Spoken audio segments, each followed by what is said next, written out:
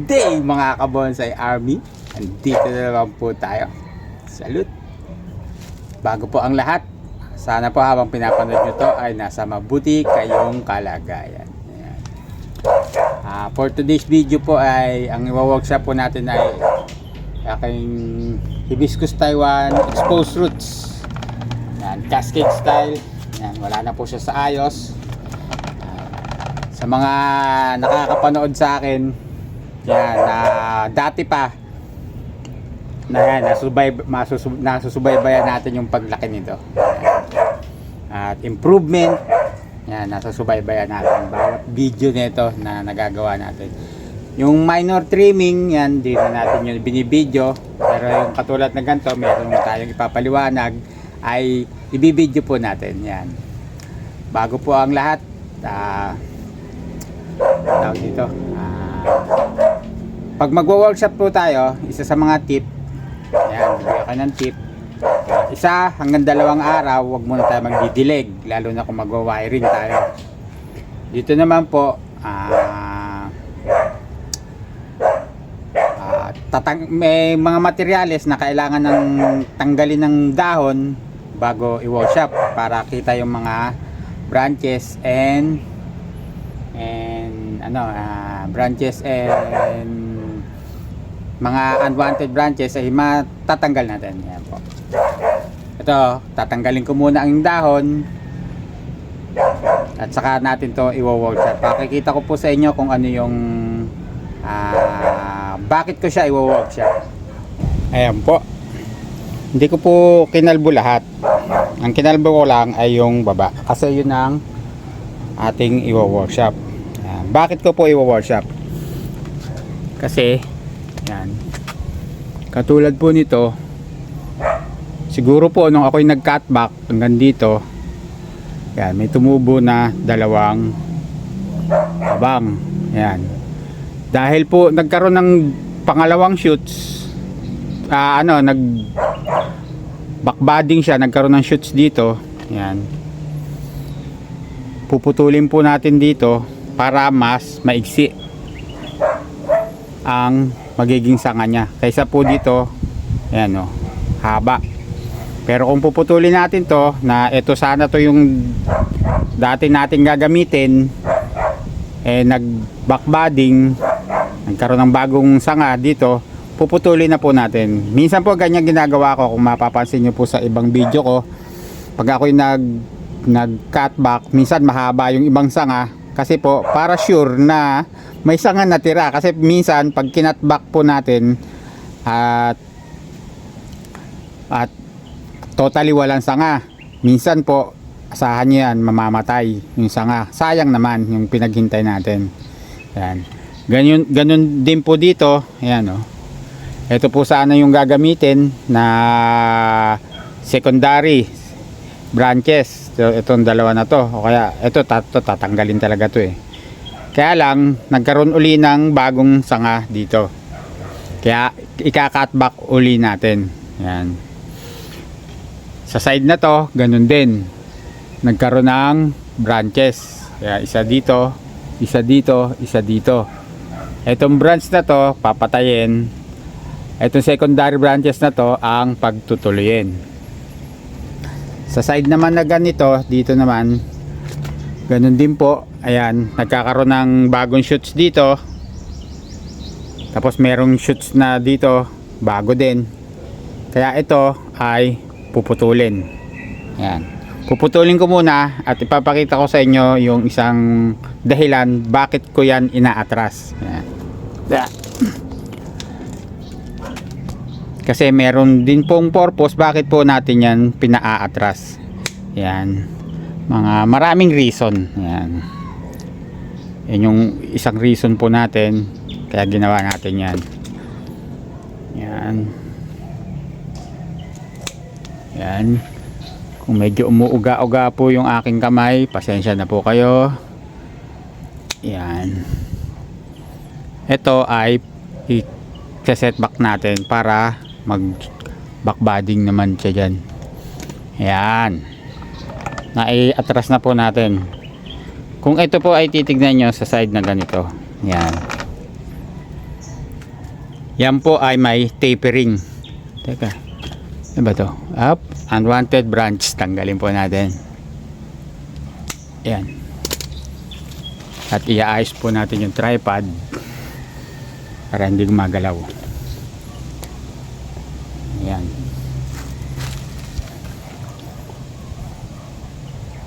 Pause muna. Yan, naayos na natin. Yan, kung maapapansin nyo po yan, yan pa rin po ay may tapering. Pag ganon, parang irregular triangle pa rin ang shape nya. Kasi cascading naman po siya. Yan. Kanina po, kaya ko yun pinutol dahil doon naman po sa kabilang side. Yan, gaganyan po natin. Yan. Ano bang kuha? Ayan, ayos natin muna. Ayan.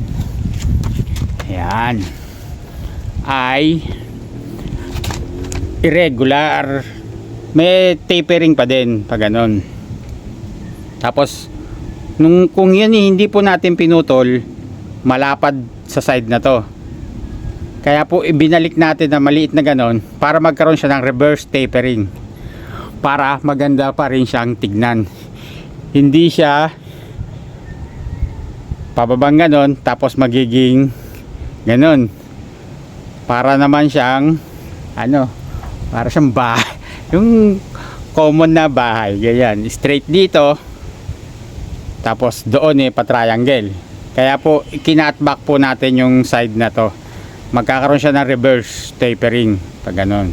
Hindi siya malapad yung side niya dito. Kaya po yon ay ating inatras. Kaya po yan po. Isa po yon sa mga natutunan din po natin sa mga naggagawa ng mga paddings na ng paddings ba, correct? Pa rin po, correct me if I'm wrong pag mali po tayo. Yan. Yung mga ng mga setup ng mga sanga at pagkabuuan niya. Kasi pag hindi natin to inatras hanggang dito siya, ayan, kasi square yung baba tapos tatsulok sa ibabaw. Yan. Kaya dyan ay reverse tapering naman po yan. Yan yung naman na kagandahan ng reverse tapering. Yung pagsa-set up. Yan. Yan, gugupitin po natin yan. Yon. Ayan po. Simpleng tips. Sana po ay may natutunan kayo na yung kagandahan ng reverse tapering na pag nagsiset up po kayo ng cascade style. Yan po, galing din po yan sa ating mga masters po, mga dekada na sa pagbobonsai. Yan. Kakalbuhin na po natin siya. Nakalbo na po natin, natanggal po na natin. Yan, yung dahon. At yata 15 to 20 minutes ko ba natanggalan. Kasi may mga tinanggal din po tayong wiring, mga nakabaon na. Ayan. Yan. Pag bolt cap natin at tatanggalin natin dahon, makita na natin yung mga unwanted branches. Yan, pwede natin mga tanggalin. Yan. Yan. Yung mga unwanted branches pa natira. Yan. Na po siya. Yeah. Kung makikita nyo po yan, may mga tension naman, mga ziplock. Yan. Dito naman sa side na to. Yan, mapapansin nyo po. Yan. Ito, may wire. Yan. Nakatali dito. Yan. Yun. Kasi sa time yan na tinanggal po natin yung ating mga wiring, may possibility po yan na halimbawa nakaganyan yan, winire nyo ganyan, aangat po yan na ganun. Kaya wala na yun dun sa dati nyong plano. Kaya po isa pa rin po sa mga tips, kung magwa-wire po kayo, mas mababa sa pinaplano nyo. Para pag siya ay naka-bend konting ganon, pag bumitaw yung wire, pag steady niya, dun siya tatama sa gusto nyo na angulo. Ayan. Kaya po yan, tinanggal po natin yung wire dito, nilagyan ko po ng tension dito para hindi siya umangat pa rin, kasi ang gusto ko nakababa yung kanyang sanga. Kasi po yan, lalo na dito sa taas, mabilis yan mag-grow dito, aangat po yun yung sanga, mawawala na naman siya sa gusto kong forma. Ayan, i-ano na po natin ngayon naman, trim naman. Lapit natin yung camera. Ayan. Ayan. Trim natin. Mas mababa yung trim. May nakita po tayo, gagayahin naman na natin. Ang iksi nung mga pagitan nung ano niya, oh. Kumpul-kumpul. Ito kasi ang dati ang layo. Ayan, katulad niya, ang layo. I-atras po natin siya ng mababang mababa. Yan, para pag coral siya ng maganda. Tawag po dyan corals nung iba eh. Yan. Nakita nyo po, you know, ang iksi lang.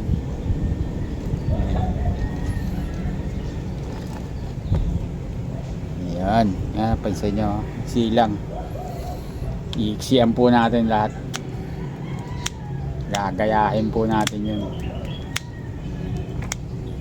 Kasi manggagaya manggagaya tayo eh. Problema dyan. Gumagawa sila ng ikasisiyan nila, ikasasaya nila, gagayahin po natin yan. Yan, ganyan ang gawin po natin sa buhay. Pag makakita tayo ng nagpapasaya sa buhay, yun ang gayahin natin. Yung mga ikasisiyan natin. Pag masama, yun ang wag natin gagayahin. Kasi alam natin, kung hindi ka man naniniwala sa Diyos, paggawa ng masama, may kabayaran. Kung naniniwala ka sa Diyos, may kabayaran din. Di sumunod ka na lang do sa naniniwala ka sa Diyos, may gantimpala pa. Na pag ikaw ay naglingkod sa Kanya, sumunod sa Kanya, may gantimpala ka sa huling araw. Pero kung sumasaway ka, may kaparusahan, kawawa. Sayang, di ba? Ayan. Kaya gawin natin yung mga mabubuti at masasayang bagay. At hindi naman yung ikaw lang sasaya tapos napahirapan mo na may kapwa mo. Huwag naman ganun. Ayan. Baba natin konti yung camera. Pause. Yan, baba natin. Ang angulo naman, paisig natin yung kanyang maiksi. Yan.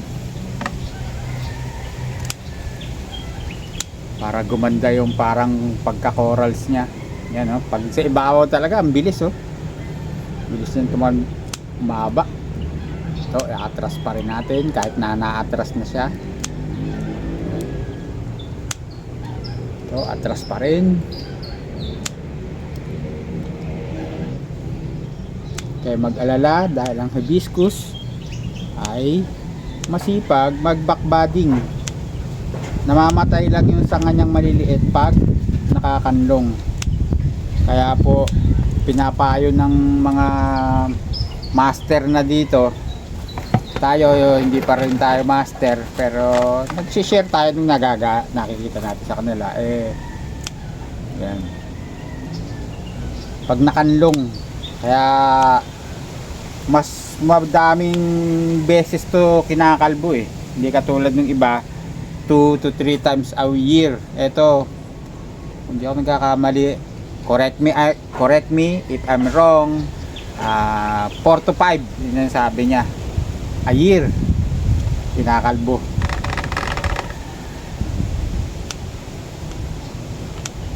Yan, gupit, atras para magmukhang corals. Hindi mukhang broom style.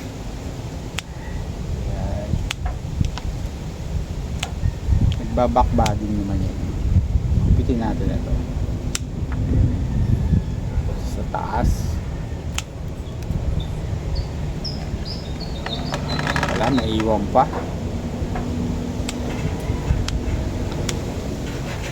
Grabe ang atras. Yan. Sa likod. Lapit natin camera para kitang kita.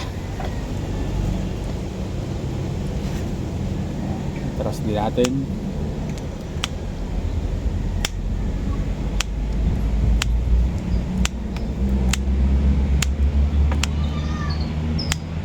Pag maganda, gayahin natin.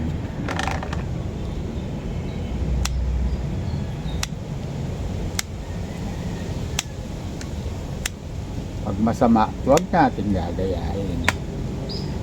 Ayan.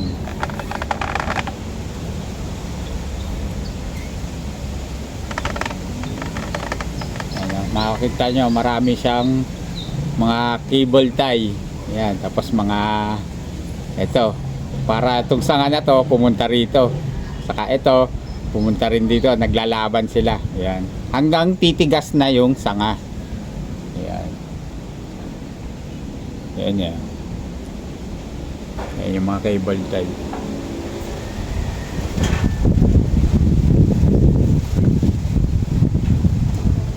Ayan. Ayan. Tapering pa rin. Tapos yung pinapaliwanag ko sa inyo kanina, ayan, reverse tapered naman siya. Ayan. Maliit dito, paakyat, malapad, paliit dito. Ayan. Ito yung kanyang ulo. Tapos pababa naman siya. Yun yung reverse. Sa side na to, reverse siya, reverse tapered.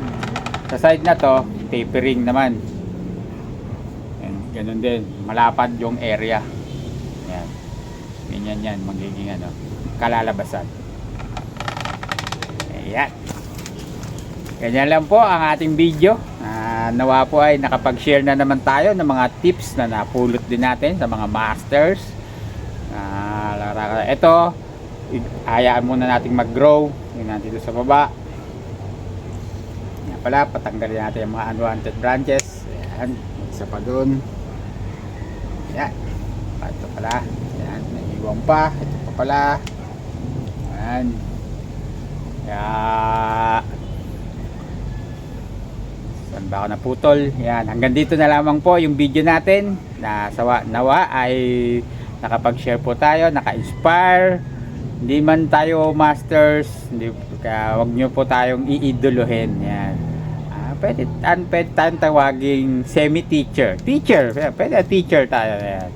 Wag nyo po tayong iidolohin. May mas magaling sa atin at ano, sa mga religious, hindi magandang matawag na idol ka kasi parang God yan. Yeah. Parang siya na yung junior Diyos mo. Yeah. Correct me if I'm wrong again. Yeah. Kaya hanggang dito na lamang po mga Kabonsai Army. Sana na-inspire ko kayo, nabigyan ko kayo ng tips. Stay safe po sa ating lahat. God bless. Salute. Adios.